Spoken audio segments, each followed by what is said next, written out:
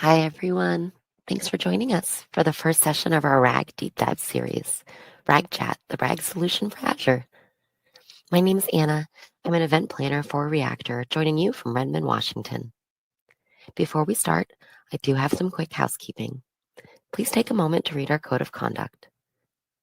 We seek to provide a respectful environment for both our audience and presenters.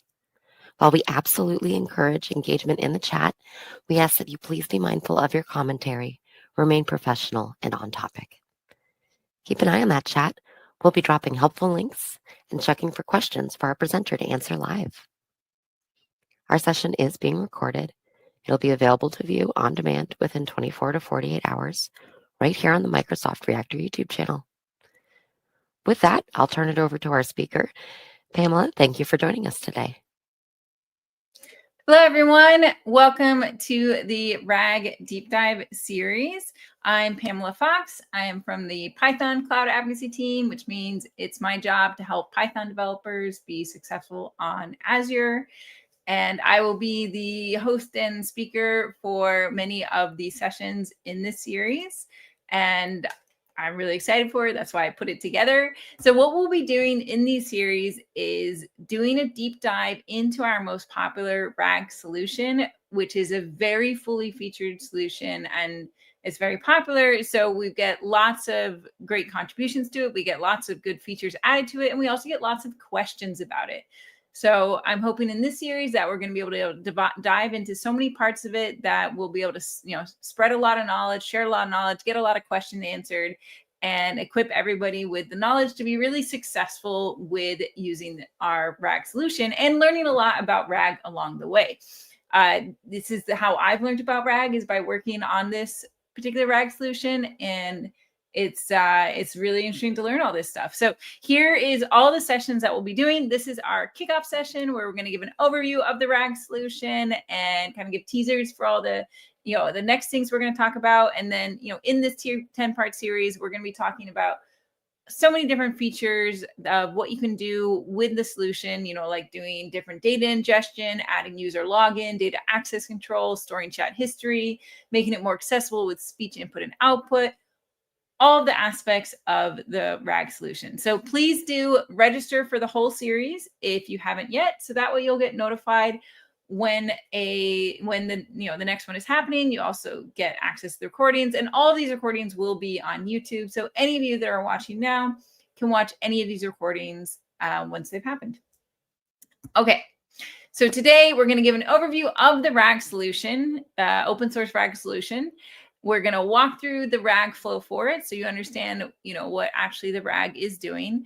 Going to show how to deploy to Azure, give an overall code architecture, and then, give a brief demo of each of the optional features that we'll be diving into in future sessions.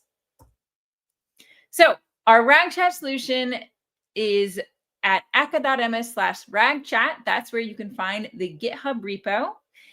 And you can even see a live demo of it that is at least deployed as of right now. So, if you check out that URL right now, you should be able to try it out and see how it actually works. I try to keep that demo up, but I can't guarantee because I am always working on things and testing out new stuff. But you can try that at aka.ms/RAGChat-demo and see how it works. So let me go ahead and see. So this is the URL I just linked to. So this is the actual live app. It's got some sample questions here for the sample data. But the whole point of this app is that you can customize it with your data and customize everything to your domain. But we can go ahead and ask a question here and just ask one of the sample questions. And we can see that the response comes streaming in. The response has a citation. That's how you know it's RAG, because you've got a citation that shows where the answer comes from. And you can even, click on that citation and jump to that page in the PDF. So in this example, it's a PDF. This solution does also support DocX, XLSX, PPTX, images, HTML, JSON, I think even CSV and Markdown now. So basically, if you've got a lot of documents that you want to be able to ask questions about, then you can deploy this solution on your documents. And now you'll be able to ask questions. Your employees can ask questions. Your customers can ask questions. whoever it is that you're making this RAGChat for. And we've had so many companies, so many organizations deploying this RAG solution for different domains and different use cases. So many people using it for internal RAG, like to help answer questions, about their HR, like this example here, or to ask questions about, products that they make. Maybe sales folks using it to look at the technical manuals for the products that they're supporting.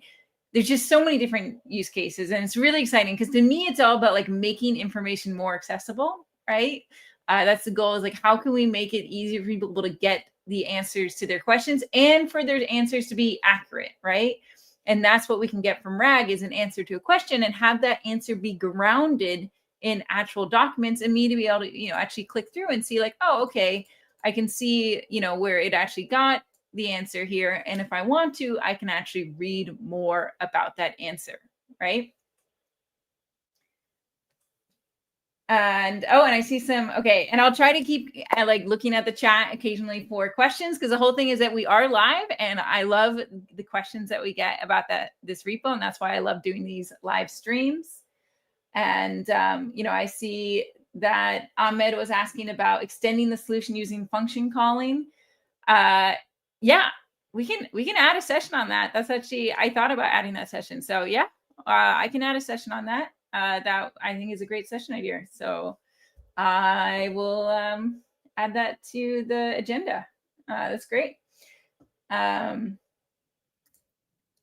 there's also a question about cost. That's a great point. Costs, you have to keep in mind costs whenever you're deploying these things. That's why if you go to the GitHub repo, the costs are actually really at the very close to the top here. So I put this cost estimation here so that you can see what are all the Azure services that get deployed. What kind of pricing is it? Like, is it usage-based pricing? Is it hourly-based pricing?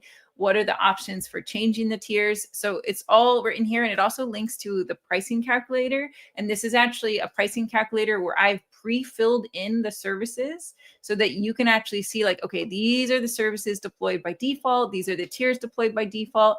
You can see the most expensive thing is Azure AI Search, right? With the tier that we deploy, which is basic, that's giving a cost of $101 per month. So if that's prohibitive for you, then there are options to back down to the free tier. So we generally default to the tier that gives you, the best functionality, like doesn't sacrifice anything that would affect RAG quality.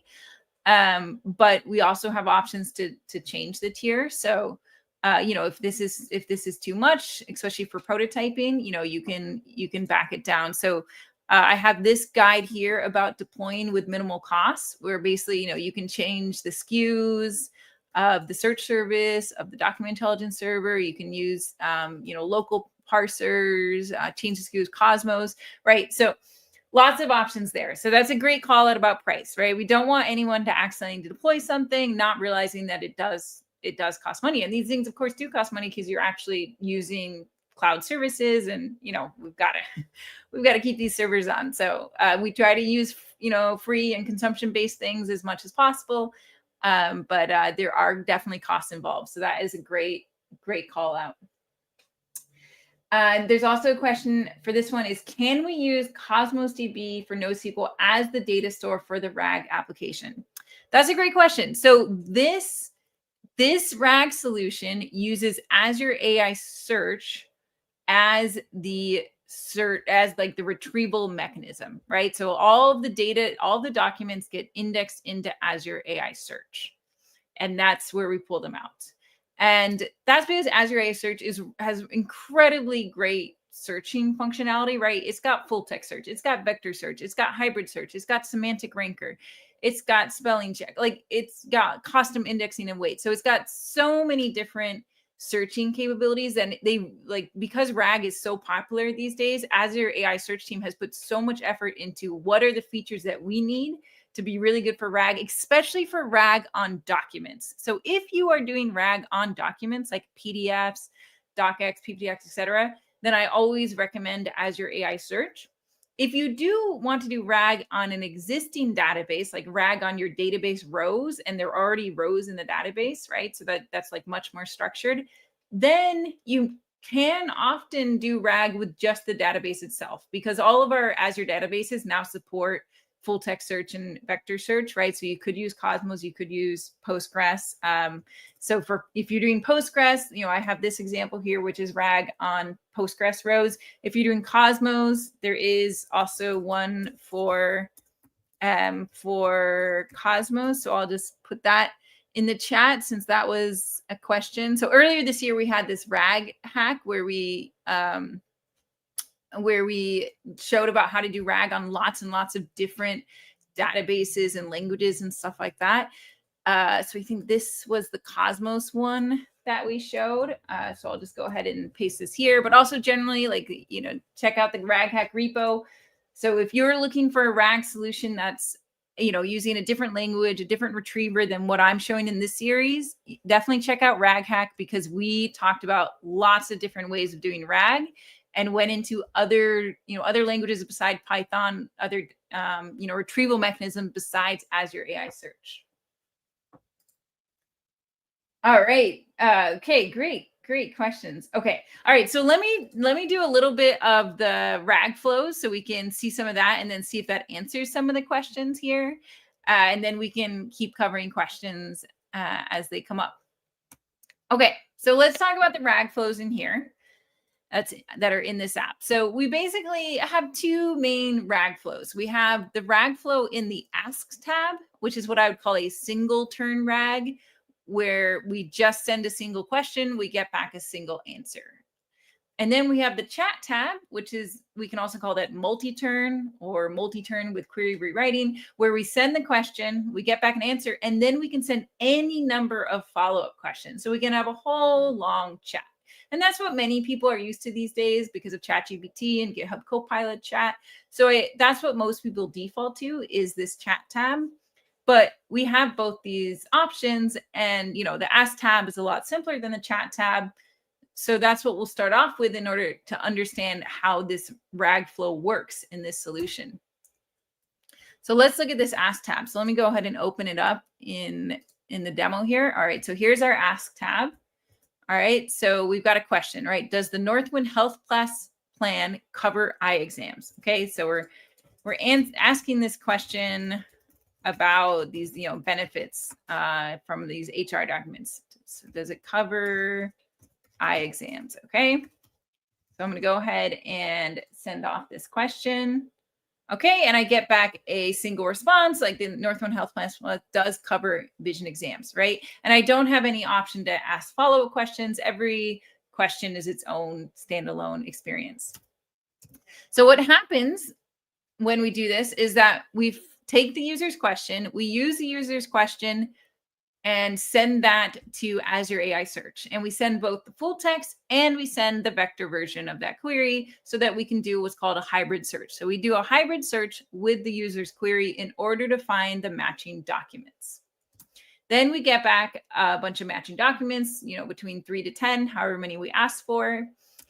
And then we send both the original user question and the matching documents to the LLM. In this case, we're using GPT-3.5 Turbo, but you could use GPT-4o. You could use any, powerful enough LLM in order to answer this question. So that's the flow. Now, what's very cool about this solution is that we make it easy to see this flow in that we have this thought process tab. So if we click on the light bulb here, we can see the thought process. So you can see the first step is to search using this user query. And you can see that it's using text search and it's using vector search and it's using semantic rankers. So those are all things that we can use from Azure AI Search that will make our search the best. And we'll talk more in detail on that in our Azure AI Search session. But that basically gets us the best results from Azure AI Search.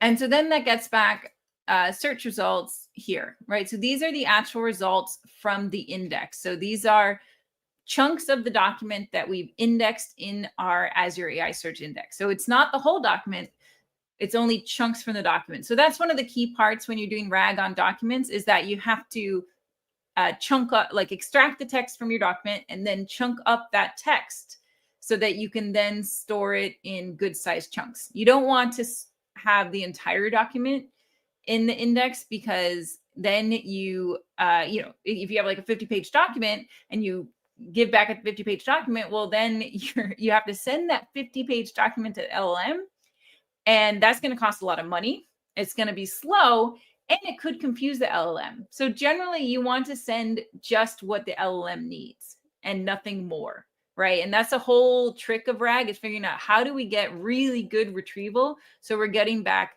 the most relevant results and nothing more than those relevant results, so that we can send only what the LLM needs and not waste money on, not on results that aren't relevant, and not confuse it with results that aren't relevant.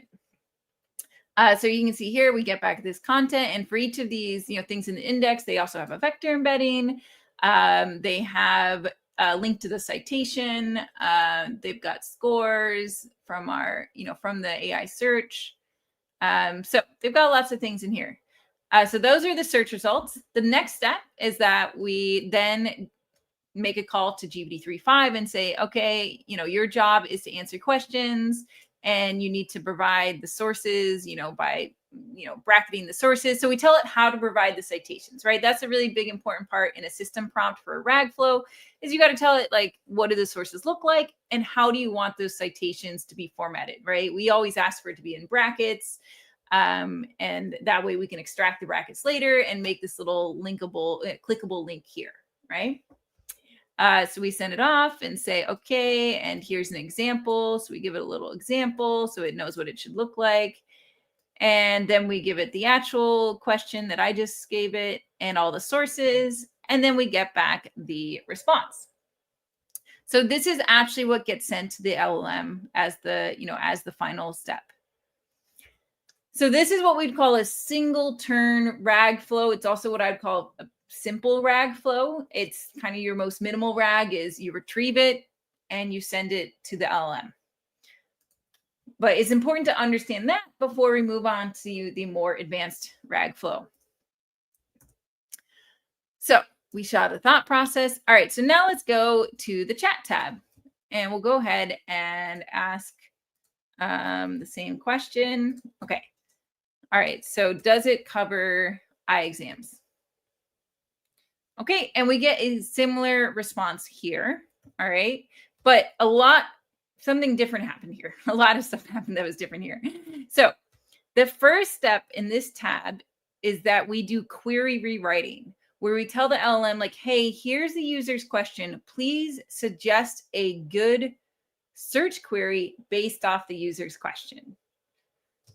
And so then it'll give us back a good search query. Like, some, it probably will get rid of like question marks, get rid of unnecessary words. Maybe it'll, fix some spelling mistakes, maybe add some words that would be useful, right? So it's coming up with the best search query you can think of for the user's question, right? Because we're trying to maximize the quality of our retrieved results. Then we do the search with AI search.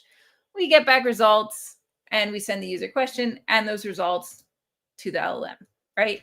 So this time, if we look at the thought process, we can see that the first step is actually a call to the LLM. So here we're once again using GPT-3.5 Turbo. I know some people actually like to, use a different model for this step, but we've been using the same model for this step. So we use that. We tell it, like, hey, your job is to turn it into a query.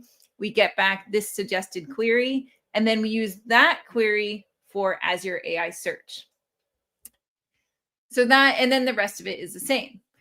Now, what happens is that this query writing step becomes really important once we ask a follow-up question, right? So what if I say, like, what else does, or let's see, does it also, what's my follow-up going to be? Oh, hearing to. Okay.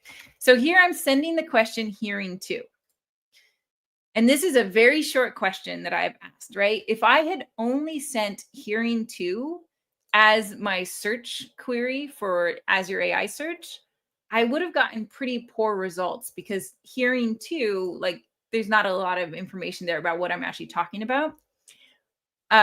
So we really, whenever we're doing a chat, like a multi-turn conversation, you really, really want a query rewriting step so that the suggested query can incorporate past context, right? So if we look at this, we can see that it turns my very short question, hearing to, into this longer suggested query, Northwind Health Plus plan hearing. This is perfect. This is exactly what we need in order to search Azure AI Search and get the right results. If we had just searched for hearing, we might have gotten the right results, but it might not have been for the right plan. It might have been for something completely different, like not for the benefits handbook. So we're using this query writing phrase in order to fill in missing information from before that came from the history. And we pass in the history when we're doing this query writing stage so that it can see, oh, okay, the history was talking about this. Okay, so then that must mean this is the right query to do. Okay, so that's our RAG flow with query writing with multiple messages, right? So we're passing in everything to that query writing phase and getting back a really good search query that then we can use to retrieve results and send to the LLM like before. And once again, we use that thought process tab in order to see what's going on and to understand it better. So really important that whenever you're working on RAG applications is to be looking at the steps of your RAG flow in order to understand where things are going right and maybe where things are going wrong.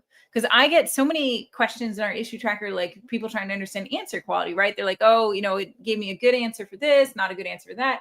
And I always say, you got go in, check the thought process, see, did it retrieve the results you expected it to retrieve? Okay, then you can kind of decide, like, is the problem your retrieval or is the problem your LLM? And it is almost always retrieval. In my experience, it's almost always retrieval, which is why it's so important to have really, really good retrieval, have really good ingestion process so that that step can be really successful, right? But you can, that's why it's really helpful to look at the thought process and decide, right? So in this case, I'm only retrieving the top 3. But you might decide, like, oh, actually, like, you can, retrieve more. You might say, like, actually, I'm getting better results by retrieving 5 or even retrieving like 8, right? So there's all these things you can tweak, right? We've got minimum search scores, tons of things we can tweak. But the important thing first is to see how, what's the current answer quality like and where is it failing and how can I improve it? And I'll have a session where I talk about how to do evaluations of the answer quality, right? Because then you could run an evaluation of your current parameters, see how things are going, tweak some parameters, run another evaluation, say, oh, okay, this is a better set of parameters for us, right? Okay, cool. So now we've seen the RAG flows. And let me see about the questions from earlier. Okay. So Rasul asks, like, for retrieval, will you be talking about limitations on document search and retrieval and how to address them? So we have a dedicated session on Azure AI Search. We'll be talking about how the hybrid search and ranker works and talking about tips there. Not necessarily talking about limitations. I mean, the limitations are maybe going to depend on what different setup you're using and what document you're dealing with. But it's definitely true that I think the best thing you can do for your RAG app is to have a really good retrieval. And sometimes that means that you have to actually spend a lot more time on your ingestion, right? Like sometimes it means you need to take a different approach to how you're splitting up your document. Maybe you have to embed, different metadata in it, but you don't really know that until you start ingesting your documents and trying out the RAG and seeing, what sort of answers you're getting and, whether there's a quality issue with the index. But yeah, we'll have the Azure AI Search team and someone specifically who works on retrieval scoring on that session. So that would be a great session for it. All right, so let's keep going. And let's talk about how to deploy to Azure, right? So how do we actually get this repo deployed to Azure? So in order to deploy this repo, you do need an Azure account and a subscription. You can use a free account, but free accounts do have limitations. So if you have a free account, then you'll want to look at my guide to deploying with the free trial. All right, so I have a specific guide for deploying with a free trial account because there are some limitations. You have very low OpenAI quotas. And there's also container app restriction there. So it generally works better if you're using a pay-as-you-go account, but it is possible to use a free account. You need access to Azure OpenAI, which everyone should have now if you have an Azure account, though it's very low capacity with a free trial, or just an OpenAI account. So we support either Azure OpenAI or OpenAI.com if that works better for you. And then you do need certain Azure account permissions. If you're using, your personal pay-as-you-go, this should be fine. If you are using a corporate Azure account, you may need to ask your IT department for these permissions. Now you'll need to open the project. So there's 3 recommended ways of doing that. One way is just use GitHub code spaces. It will open up a VS Code in the browser. And that's really nice because everything will be set up for you there. And you don't have to deal with environment setup, which, can be hard. The second way is to use VS Code with the dev containers extension with Docker. So if that's something you're already using, you can use that with this repo. The third way is your local environment, but you do need to have a recent Python in your local environment. You need to have a recent node in your local environment, and you need to have the Azure Developer CLI. So you can read more about that in the repo. I'm going to show GitHub code spaces since that is generally the easiest way of getting started. So I will go here and make a new code space. So we can just do it from the code tab here on the repo. And you can do this on any repos, make a code space. It's so cool. So as you can see, this is setting up a browser-based VS Code, and it's opening up the development environment inside actually like a containerized environment, actually running in GitHub servers. But basically, it's going to set up everything you need. So it's going to have Python, it's going to have Node, it's going to have it all already set up.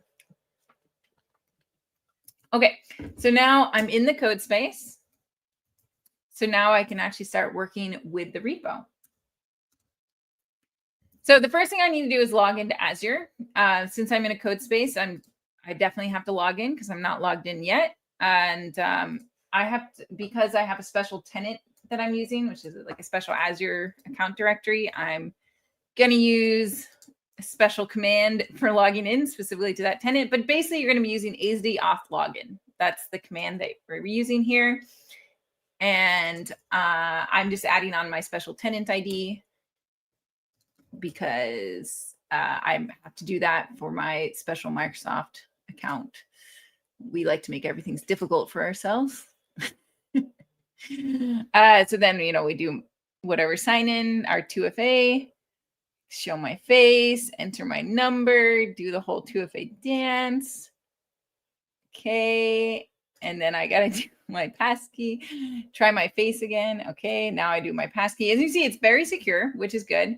I have to use my password because I did really hardcore gardening yesterday. So my Touch ID is not even working right now on my Mac because my finger, I guess I gardened my fingerprint away. So I've now learned I shouldn't do gardening right before a stream where I have to 2FA. Okay. So after that whole 2FA dance, I am logged in. Whew. All right. Here we go. Authentication completed. Okay. So I'm logged into Azure. That's the hardest part. All right. And then what I'm going to do is make a new AZD environment. So if you're new to AZD, it stands for Azure Developer CLI. And it is a command line tool for managing, deploying projects to Azure, like specifically like projects that have infrastructure, that create multiple Azure resources and have code and all of that needs to be deployed. So you can manage all of that with this like single CLI. So I'm going to make a new AZD environment and say like, PF rag code space. Okay. All right. And what that does is you see it actually made this .azure folder, and it made a folder for that environment, and it created a little .env for that. So basically everything about this particular deployment is all going to get stored in this .env. Next, I'm going to do azd up.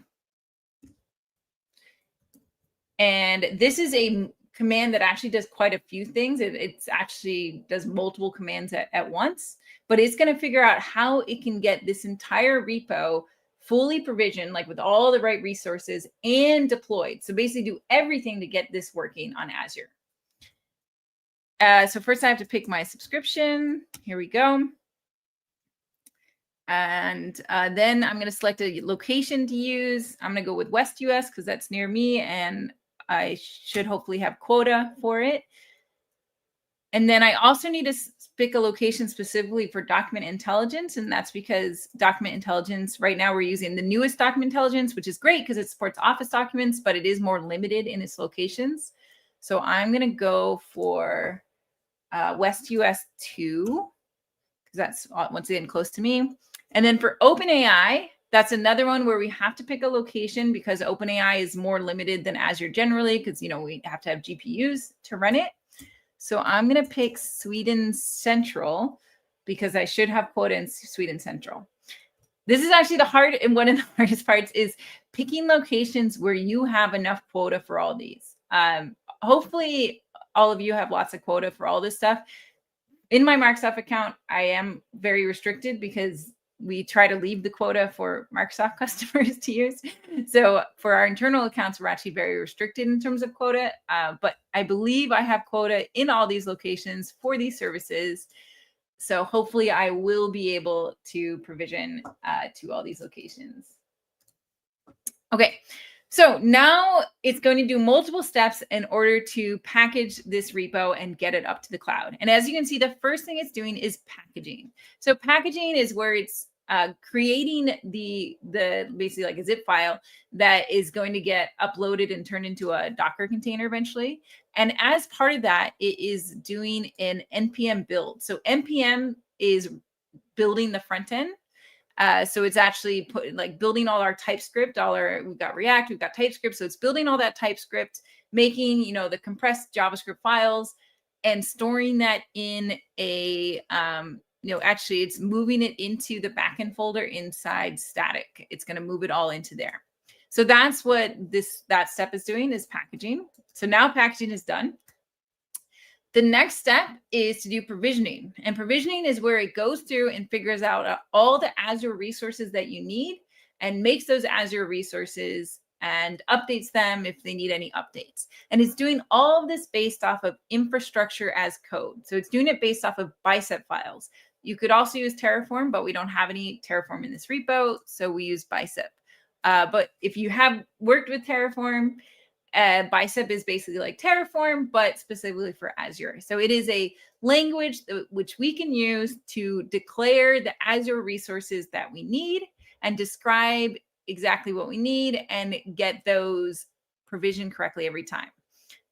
So for example, if we look at, let's see, the search service, right? So here we basically set a bunch of parameters and say like, okay, you know, we're gonna use this SKU. We're going to use this semantic search. You know, we're going to enable public network access, right? So we're setting up this service that we need. So we do it all with the, you know, these bicep files. And the big advantage of having infrastructure as code files is that we have repeatable provisions, right? So you know, multiple people can run this AZD up, and the Azure resources should be the same for everyone. And then, you know, if you make any changes for your own version of it, you know, you can repeatedly ensure that those changes always work, right? So it's about having repeatable, reproducible infrastructure provisioning, which I think is really great. The alternative is if you go into Azure portal and you click around and you do lots of clicks and you have to remember what you clicked. And I always forget what I click, right? That's what we call click ops.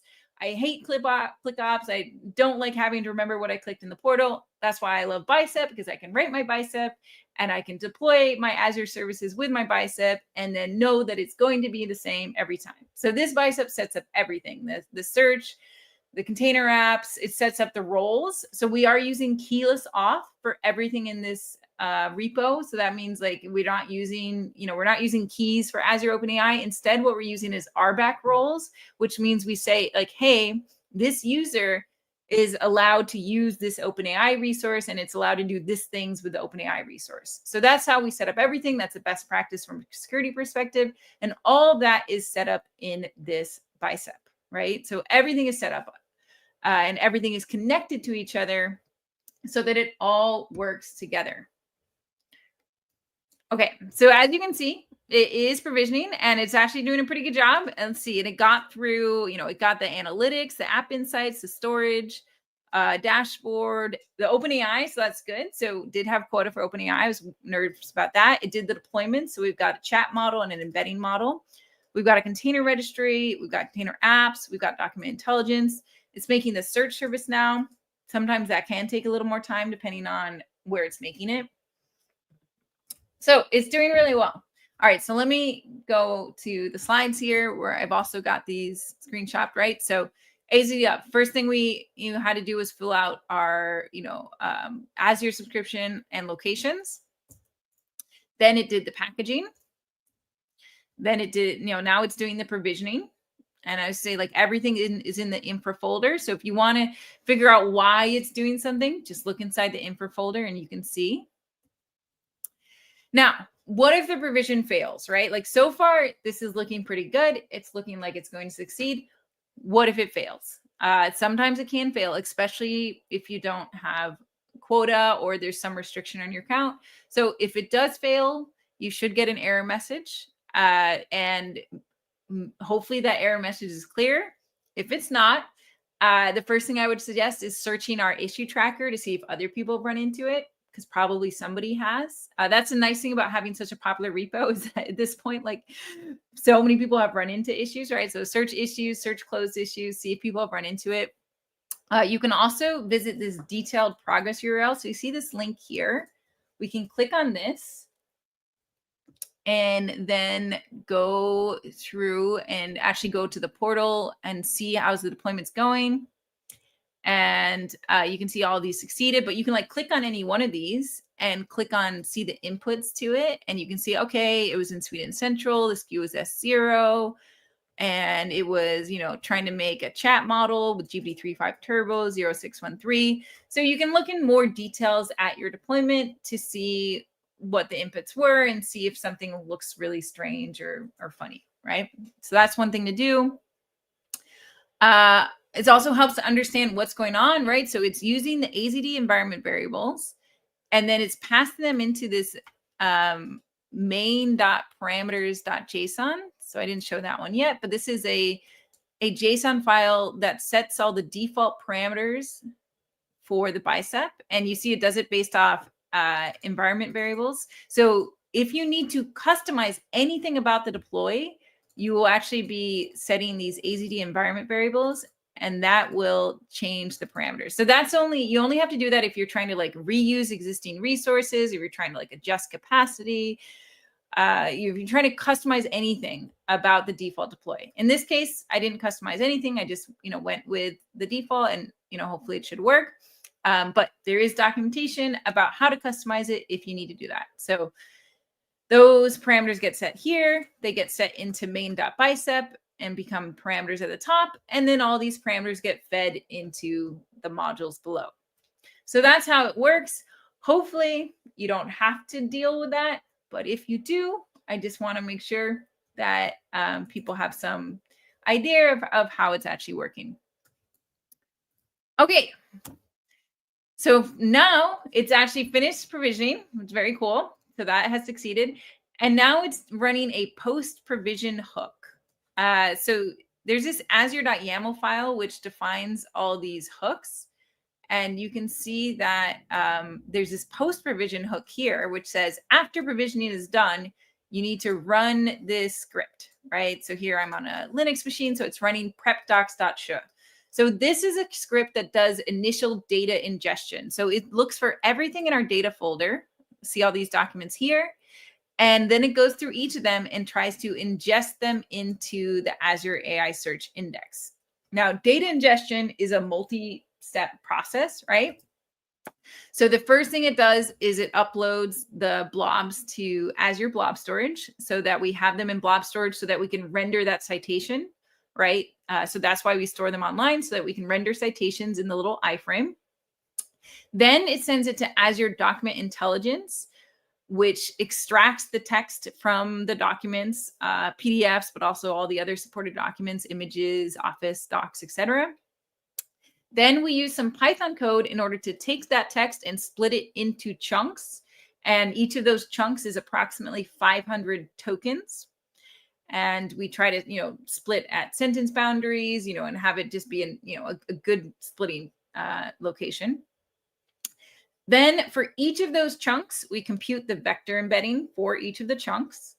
And then finally, we store both the chunk text and the vector embedding, and also the citation file name in the index with the page number, so that we can do the search and we can render those citations. So that's our data ingestion process, and that's what it's doing right now. And you can actually see if we look at one, right? So it's ingesting this PDF. First, it's extracting the text. Then it split it into sections. And then it uploaded the blob. Then it computed embeddings, and then it indexed it.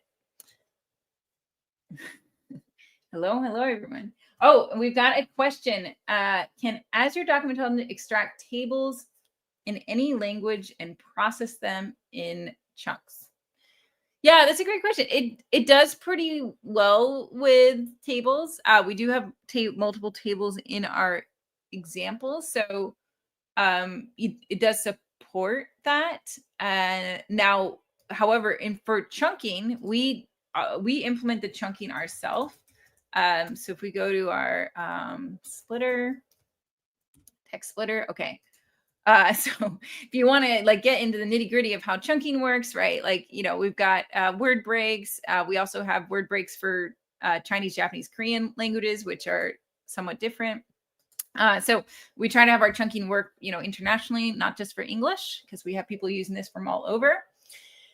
And and when we do the splitting, right, we're trying to split in reasonable spots. And for tables, I think we put tables inside of figures now. And so we try to keep a table within a chunk. And if we do have to split a chunk on a table, we start the next chunk with we start over, right? So we make sure that a table gets we try to fully represent a table when possible, right? So chunking tables is hard. It's definitely hard. We do our best here, and that's what this logic does. And we've got unit tests that check for it. But it's true that chunking tables can be a bit difficult. So our approach is, if we see the table, we'll try not to split during the table. If we have to, then we'll start the next chunk off with the start of that table. That's our general approach. And yeah, I see. Okay. And here we go. Okay. So we do the data ingestion. Yeah. And I see the question about, can you embed uploaded documents? So we do have a ability to upload documents from users. It's an optional feature. So let me open up the version that has that. And here you go. You see this manage file uploads. So this uploads files from users into the same index, but the files are tagged with the user's ID. So that's the user upload feature we have. So that's one way of doing a user uploaded files feature. There has been a request for a different kind of user uploaded files, where somebody would imagine having an attached button here and just having it only be tied to the chat. And that request has come in a few times. We don't have that feature yet. When we have time, hopefully we can implement it. I've discussed how we possibly could implement that. But we do have at least one form of user uploaded files as a feature right now. And this one actually the same ingestion process I just showed would apply to these ones as well. The difference would just be that they would be tagged with the user's Entra ID, so that only the user could see it. All right. And I see also questions, has Microsoft implemented its own version of LangChain? Microsoft has, Microsoft is a big organization. Microsoft, we try to support LangChain when we can. This repo doesn't actually use LangChain because this repo was kind of made a while ago. We have other repos that show how to use LangChain, and we've got support for using LangChain with document intelligence and Azure AI Search and all that. So we try to support LangChain, LangChain.js, LangChain Python, LangChain Java, or LangChain for J as it's called.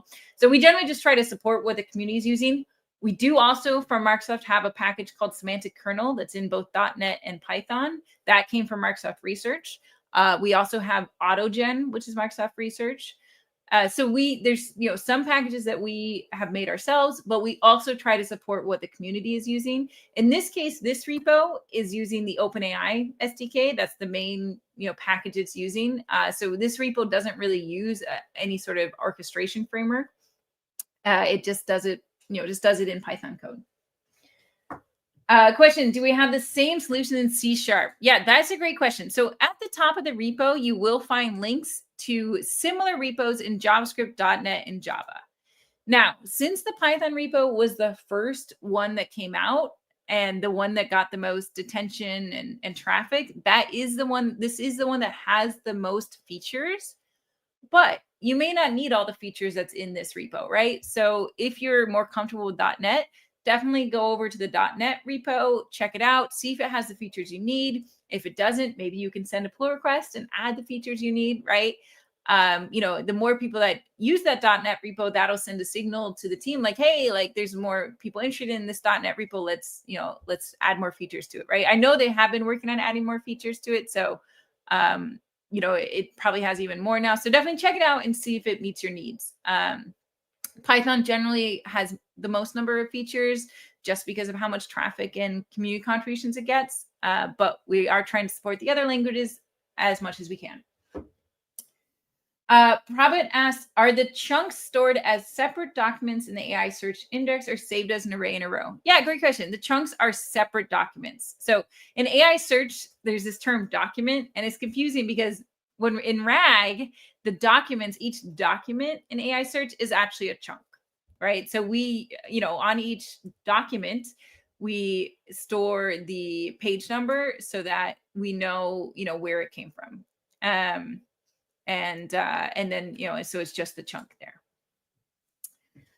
And that way we don't, because if we stored an array of chunks in each of them, then we'd have to send like way too much to the LLM, right? Because remember, we want to minimize what we're sending to the LLM, but still have it be a high quality response, right? So we're storing chunks that are about 500 tokens long, which is the general best practice that we found for the chunk size to send to the LLMs.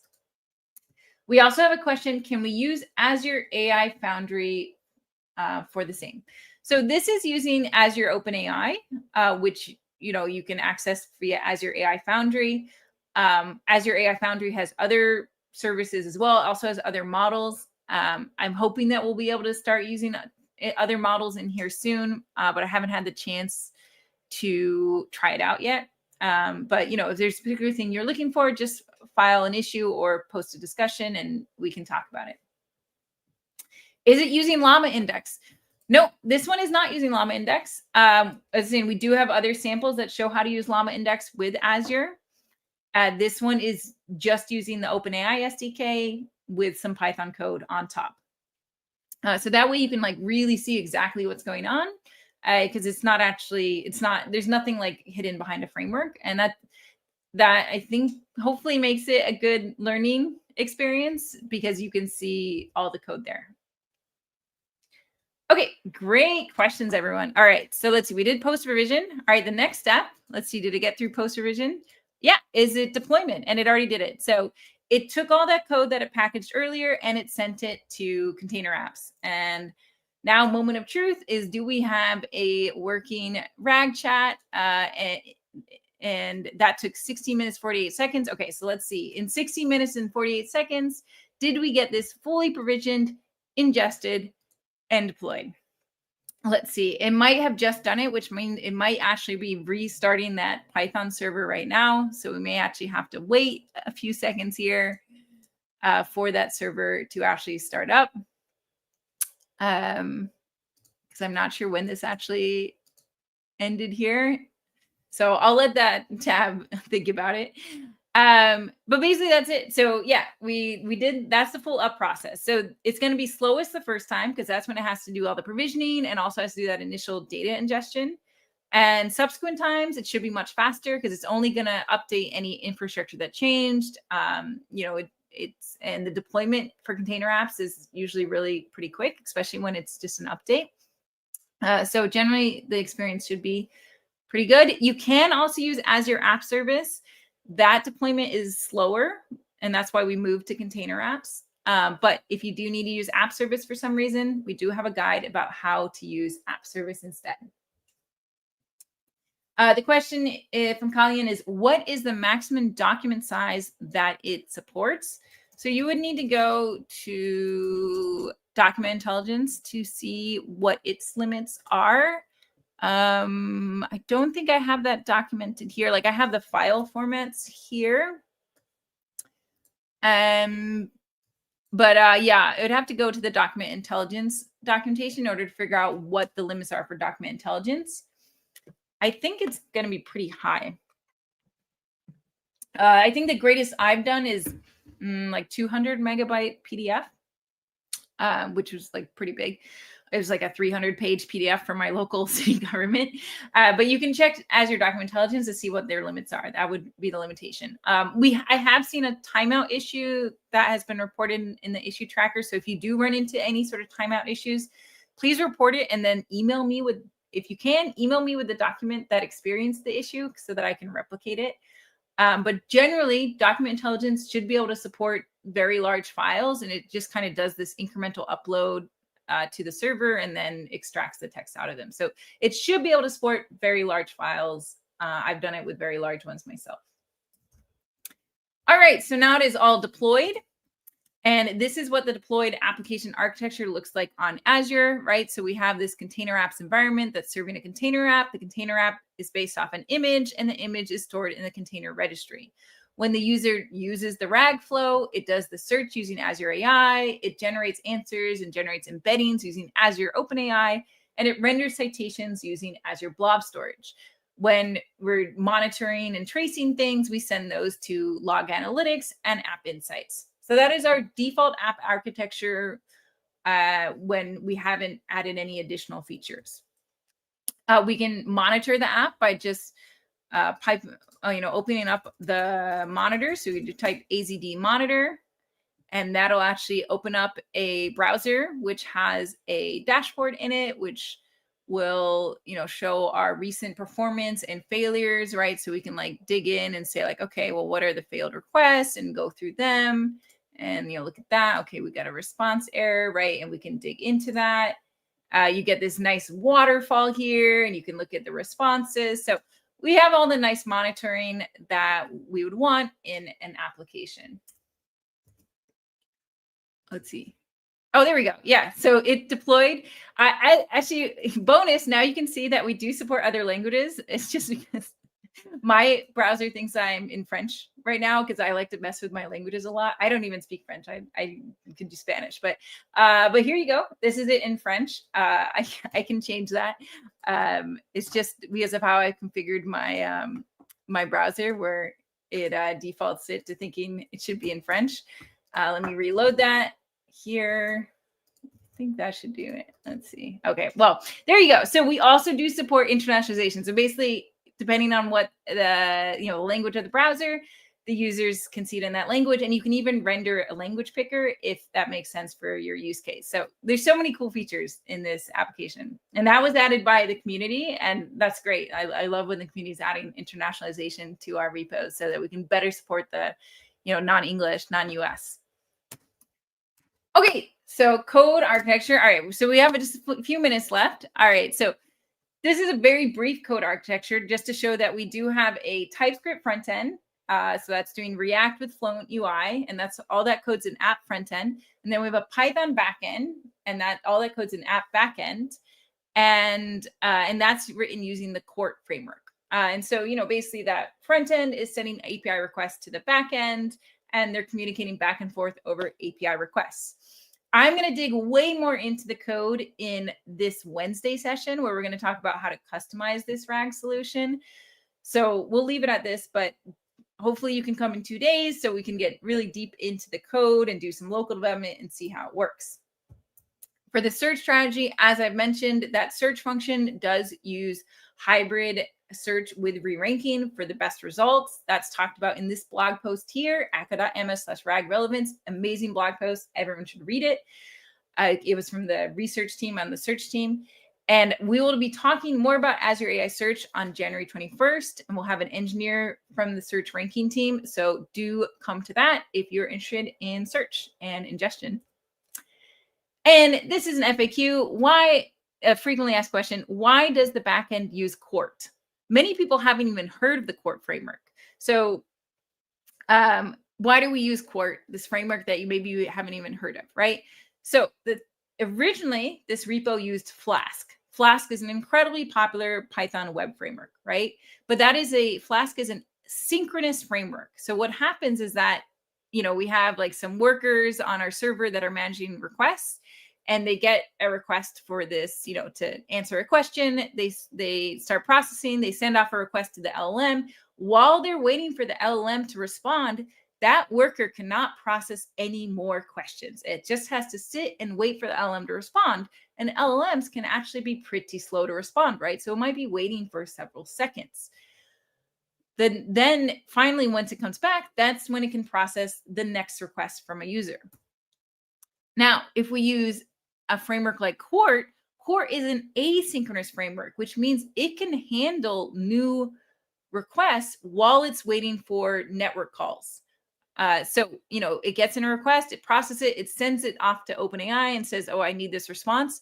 Then it can start processing another user request and sending that off, right? So generally, we can handle more traffic with our servers when we're using asynchronous frameworks. So nowadays, if I am building an app that uses LLMs, I always use an asynchronous framework.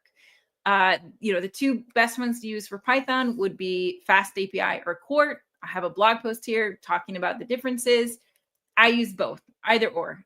This repo happens to use Quart. I've got other ones that use Fast API. The important thing is to use an asynchronous framework that has this kind of behavior so that you can have much better performance for your servers and pay less for your servers, right? So we're trying to save you money here so you can use smaller servers and handle more users. There's a question, does Quart support OpenTelemetry? Quart has all sorts of plugins, and yes, it does. So yeah, we have instrumentation for OpenTelemetry. So we just do, let's see, it's configure. Nope, sorry, that's my test file. Configure Azure monitor. Okay. So yeah, you can see here that we wrap the OpenTelemetry middleware around the Quart application. So generally, we can do a lot of stuff with Quart, and it has lots of extensions just like Flask has. And we do lots of OpenTelemetry instrumentation, and that's how we're able to get so many traces in that monitor that I showed. All right, 3 minutes to talk about optional features. Anna says it is okay if we go over. Okay. So optional features, really, this is to try and get you to come to the next sessions because each of these are going to be talked about in the next section. So the first one is a RAG for multimedia documents. So if your documents have images in them or, image-like things, charts, that sort of thing, then you need to consider how you're going to process those images. And we actually have two different approaches for processing documents that have images. So we're going to talk about both those approaches in this stream about multimedia data ingestion. You should definitely come to that stream if you have documents with images, charts, graphs, etc., so you can learn about the two different approaches. One of them uses the Azure AI Vision, and the other one uses Azure Content Understanding with figure extraction. The next thing is speech input and output. So you can make your apps more accessible by adding speech input and output, which is just a thing everyone should do. You can do it with the browser APIs for free, or you can use Azure Speech for more money. But we support both of those. We also have this cool repo that's related called VoiceRag. So if you want to have a completely real-time interface for the same search index, you can do that using the VoiceRag repo. So we're going to have the creator of the VoiceRag repo in that session. So you should come to that. Then we have adding user login, right? So I briefly opened up this one here that has user login. So you can see I'm logged in. I've got file uploads. So here I can ask questions about documents that only I have access to. I've got my chat history that's tied to my user ID. So you can make this an experience that's very much tied to user login, and you can have data access control. You can have uploaded documents, lots of stuff you can do once you have user login. So We're going to be talking about that in a session as well. We're also going to have a session dedicated chat history, and we've got 2 different chat history options. One of them you can store in the browser, and so that way you don't have to have user login because it's just going to be stored in the browser using IndexedDB. Or if you are using login, then you can do chat history with Cosmos DB, and that'll be served in the server, stored in the server persistently so that you can always access it. Finally, you may need to deploy to private endpoints. If you always deploy your enterprise apps on a particular, privately, only for a particular virtual network, then we do have support for that. So we'll be talking about how to deploy to private endpoints and, the whole infrastructure there. And then finally, we have evaluating your RAG answer quality. And this is really important. When we're putting out something here with answers for users, we want those answers to be good and accurate. And, so we want to make it as easy as possible for all of you to be running evaluations and see like, how grounded are my answers? Am I getting the citations I expect, right? Are all the answers all safe? So we'll be talking about how to do that evaluation in that February session. Okay, so for next steps, if you haven't deployed the RAGChat app repo yet, definitely check out that repo and try it out. Keep in mind the cost. So if you need to follow the guides for how to deploy with a free trial or with free tiers, follow those guides so to minimize your costs. But do try out deploying that and post if you have any issues. I will have office hours every Thursday during this series. So if you're able to come to our Discord Thursdays, I think we're doing like 12:30 PT. You can come ask questions in the Discord, and I'll be on video. We can screen share, whatever. So come to that. And then, we have our upcoming series. So join us on Wednesday for the next one. And hopefully you can join for the rest of them too. Everything will always be recorded. Okay, so that is my final slide. But Anna says I can go over. So if anyone does want to throw in a question that's relevant to today's topic that you don't think I'll cover in one of our 9 subsequent sessions, I can try to answer quickly. But thank you everyone for coming. Thank you for all the great questions. And it's just always really helpful to see what people are wondering, what people need, what people want to hear more about. I remember we have that request for adding a session about function calling. So I can work on adding that session as well. Cool. Okay. Don't see any new comments. So we can go ahead and wrap it now. I'll check the YouTube afterwards to see if there's any comments underneath the video. And I hope to see all of you on Wednesday. Bye, everyone.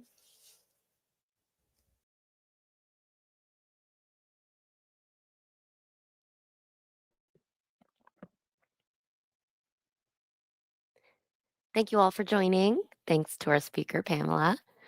The session is a part of a series. To register for future shows and watch past episodes on demand, you can follow that link on the screen or in the chat. We're always looking to improve our sessions and your experience. If you have any feedback for us at all, we'd love to hear what you have to say. You can find that link on the screen or in the chat. Today's event code is 24570, and we will see you at the next one.